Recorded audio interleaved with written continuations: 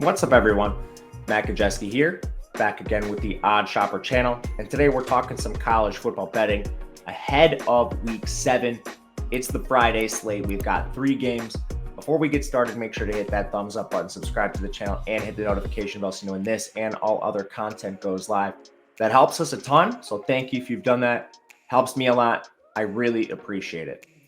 We are brought to you by Bet365. They have a limited time offer for new users. When you make at least a deposit of $10 and then a $5 wager, you are going to get $150 in the form of bet credits instantly, whether that bet win or loses. Maybe you're using a bet from this video, but you can literally put it on anything you want on the platform. This is available to select users. You gotta be in Kentucky, Ohio, New Jersey, Virginia, Iowa, or Colorado. Must be 21 to play. Unless you're in Kentucky, then you can be 18. If you or someone you know has a gambling problem, please call or text 1-800-GAMBLER. Link in the video description below for this limited time offer. All right, we turn to the 3-game Friday slate, and we kick things off with a battle in the AAC between Tulane and Memphis. Tulane a 4.5-point favorite. The total is 56. Right away, this game is pretty interesting to me. Tulane's been hot. They've one loss, and it's come to Ole Miss, where they actually looked pretty good in the game. Ended up being a 37-20 loss, but Tulane had their chances. They've beaten up on UAB, Southern Miss, South Alabama, and Nichols in the meantime. On the Memphis side, a team that is also dealing with just one loss. They beat Bethune-Cookman, Arkansas State, Navy, and Boise State, but things have not been very clean for Memphis. The Navy game, they won by 4, 28-24. They were exactly the same as Navy in yards per play, 6.2 for both teams. This is tough for me to evaluate. Last game, Memphis beats Boise 35-32. Boise, 7.4 yards per play, Memphis 7.1. Boise had a blocked field goal that Memphis returned for a touchdown. Otherwise, Memphis likely loses that game. Memphis very well could be 2-3 right now with losses to Navy, Missouri, and Boise, but instead they're sitting at 4-1. The only major injuries on Memphis are their kickers. They've actually been down their top 2 guys. I think the bye might allow those guys to get healthy, but Tulane's been more injured for sure. Tulane doesn't have the best injury reporting, so take this for what it's worth. I don't know who returns of this group, but Prince Pines, a guard, he missed last game. Dante Fleming, rotational receiver, missed. Corey Platt, their linebacker, hasn't played since week 1. Josh Remitich, their other guard opposite Pines, left last week's game with a lower body injury, but he was able to walk off on his own power. Bailey Dispania, safety, left last week's game. He also jogged off. I think he's fine. He looked okay. Tyler Grubbs, linebacker, he came into last game with an injury and was only able to play a couple series before he had to depart again. Some of these guys might miss. There's a chance they all play. I don't know. You'll have to wait for pregame warmups for Tulane. With all that said, Tulane, they're the more complete team here. 50th in offensive efficiency, good offensive line. They're only allowing pressure on about 27% of dropbacks. That's gotten better. The injuries haven't helped them, so I expect their offensive line to be a little bit better if Remitich and Pines play. Their defense is very good. 35th in total defense, and they're awesome up front. Good against the run. Pass rush also solid. Their weakness is coverage. That is somewhat of an issue against Memphis, but you look at the way this Memphis team is comprised. They're good on offense themselves, but they've been really bad on defense. 94th in total defense, 119th against the run, and 47th in coverage. Well, this Tulane team can beat you in multiple ways. Hughes, their redshirt freshman running back, has really come on strong for them. And even though you're 47th in coverage and teams can beat you on the ground easier, Michael Pratt is a 75% completion for 11 yards per attempt, 8 big-time throws, 1 turnover-worthy play, excellent mobility. Pratt's diced up better defenses than Memphis. I think the question is, could this potentially be a shootout? But Memphis 37th in offensive efficiency. Pretty good offensive line. They're 10th in pass blocking, so it's nice they've kept Hennigan clean. He has actually 7 big-time throws, 7 turnover-worthy plays. So he's kind of been an issue for this team. Don't love their receivers. They're led by Rock Taylor. But, man, this defense is really concerning. They almost had an entirely rebuilt defense this offseason, and they've allowed a ton of production to other quarterbacks. Taylon Green and Maddox Madsen from Boise State combined for 375 yards. Brady Cook was at 341. That's going to happen. They even allowed 133 to Ty Lavatai, the Navy signal caller.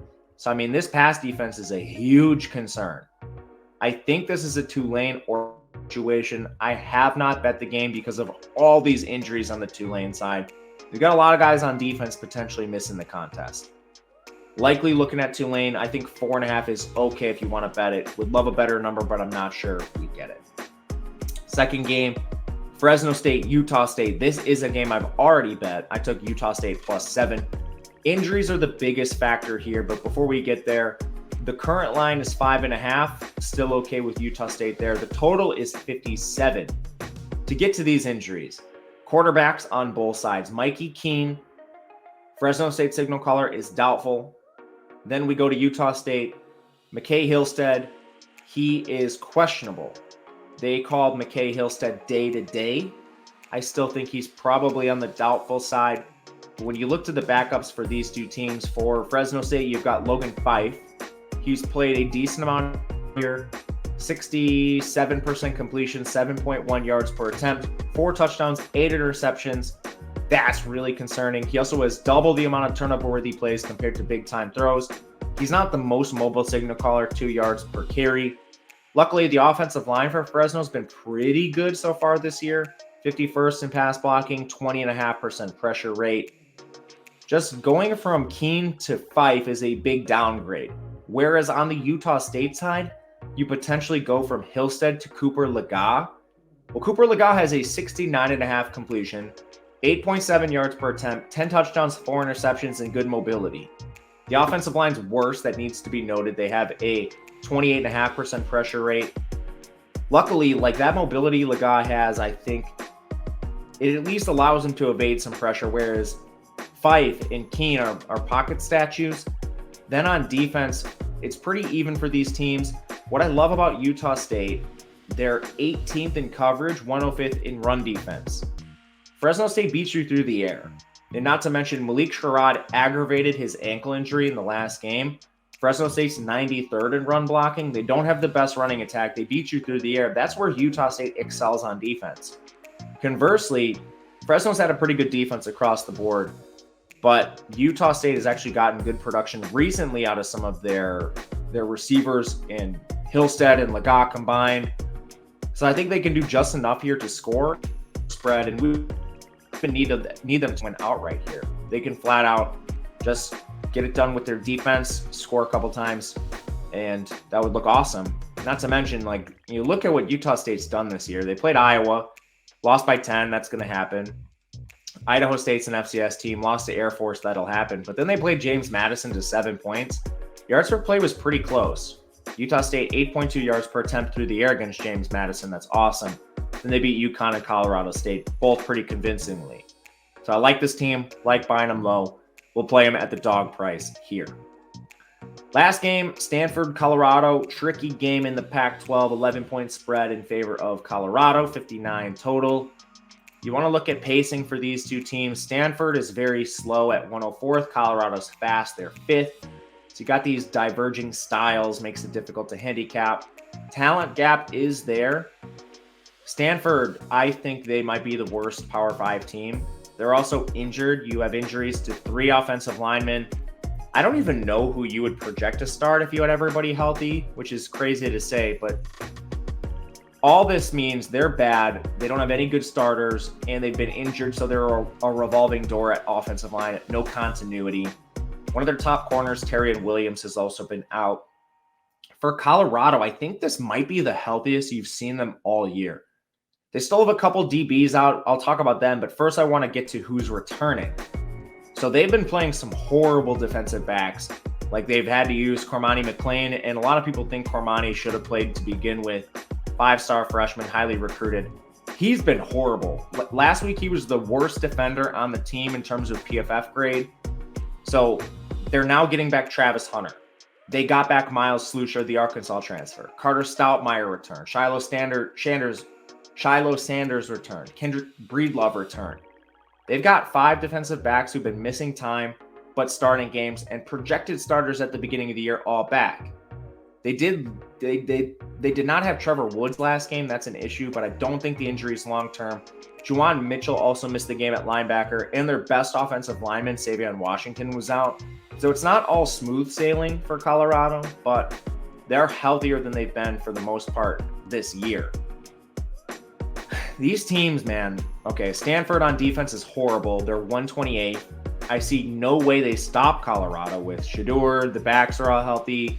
You have a healthy group of receivers. Stanford's not stopping them. Can Stanford score on their own?